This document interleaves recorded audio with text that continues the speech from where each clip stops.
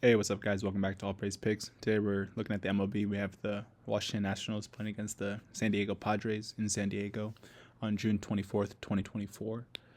The Nationals are currently 38 and 39, which is third place in the NL East, and the Padres are 41 and 41, which is second place in the NL West. So both these teams are at or near 500, and this is a pretty big game in terms of potential wildcard matchups when the playoffs come in the fall. In this game, I'm leaning towards the Padres. It'll be an interesting game to watch, and I'm excited to watch it. But I think that the Padres have a pretty good pitching matchup that favors them overall in this game. Fernando Tatis for the Padres is out, and I think he is on the 10-day injured list due to a quadricep injury. So that is a tough loss for the Padres. He's one of their best players, but I do think that they'll be able to keep this game close and could potentially win this game. But I got four parlays for you guys, all in BetMGM. As always, I'll break down the lines, give you my thoughts, and hopefully, if you tap in, we can all win. So this is the first parlay that I have at plus 125. It's a four-leg parlay, and the first leg that I have is for Patrick Corbin, who's the starting pitcher for the Nationals, to pitch under 17 and a half total outs. Essentially, that's for him to pitch under 6 innings in the game. If he reaches the 6th inning and completes the 6th inning, that would leave him with 18 outs. And I think that he can go under 17 and a half total outs in this game.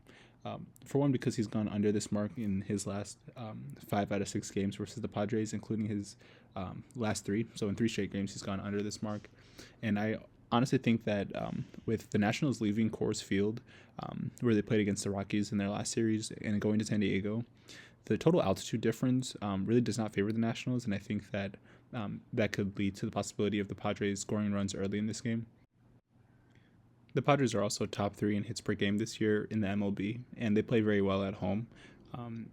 In looking at Patrick Corbin's numbers overall, he's 1-7 in his starts with a 5.60 ERA and a 5.19 expected ERA, and his WHIP is at 1.6 overall. So essentially, when he does start, the Nationals are likely to lose the game or to be down before he leaves the game. So I do think that he won't pitch more than 17 and a half total outs, and that's also why I took the Padres at plus 2.5 run line spread in the first 5 innings and also in the full game. I think that overall, just even though Tatis won't play in this game, I think Manny Machado and Cronenworth will be able to step up in his place, and I think overall the Padres should be able to keep this game close. In terms of the total number of runs in this game, I have it going over 5 runs. I could see this game being a low-scoring game, and I could also see this game being a very high-scoring game. So I just lean towards a low number of total runs being scored rather than taking an under number of runs, because Matt Waldron for the Padres, he is pretty good, but he doesn't really have like numbers that are spectacular. He's 5-6 in his starts, and it has a 3.46 ERA and a 3.31 expected ERA. Really, his advantage is one, in terms of his pitch mix. He leans towards throwing the knuckleball, which is very uncommon in the MLB this year. But in his games that he started, in his last 8 games, specifically, he's gone under 2.5 ERA. Essentially, he's gone under 2.5 earned runs, and he has a much higher K percentage versus Corbin at 22%, and Corbin's at 15%. So I just think that overall the Padres should be able to keep this game close because of Waldron's better pitching. But I do think that in the later innings, the Nationals and the Padres could score a few runs off of their bullpen. So at plus 125, if you bet 1 unit, that's a 125% return on your investment, which is more than double and is a pretty good return on your investment as long as the bet hits. So if you guys do decide to bet this parlay with me, I would just advise you guys to have financial consciousness and an overall understanding of your bankroll when deciding to place your bet. So this is the next parlay that I have. Most of these lines are the same with the first 2. I have the Padres at essentially plus 1.5 for the first 5 and the full game. I think that they'll be able to keep this game close throughout, and I don't really foresee the Nationals putting up a lot of runs to where these spreads are not covered in the game. But I also took the game to go under 14.5 total runs. I did mention that I do think that this game could go either way. So this is essentially a safeguard against my first parlay, but I also think that both of the parlays could hit in terms of if the game is like a 6-3 game, for example, leading towards the Padres, or anything essentially that leads to the game going under 15 total runs. Both of these offenses aren't really like good enough to blow the other team out of the water per se. But I do lean towards the Padres just because of their pitching advantage with Waldron, and also just how good they've been in terms of their number of hits per game this year. But they do strike out a decent amount, so I do think that the Nationals essentially won't let go of the rope and let the Padres score like 10 plus runs in this game.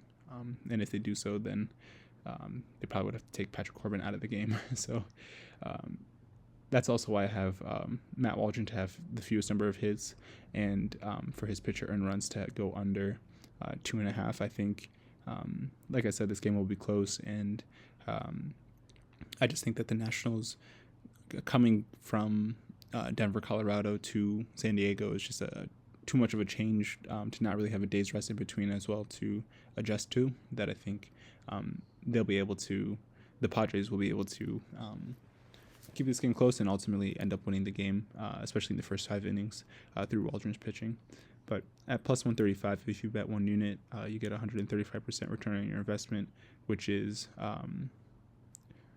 more than the last parlay, and it's more than double. So obviously, if the parlay hits, that's great for everybody. But I would just advise you guys to have financial consciousness and bankroll management when deciding to make this parlay and place your bet if you decide to. So this is the next parlay that I have at plus 185.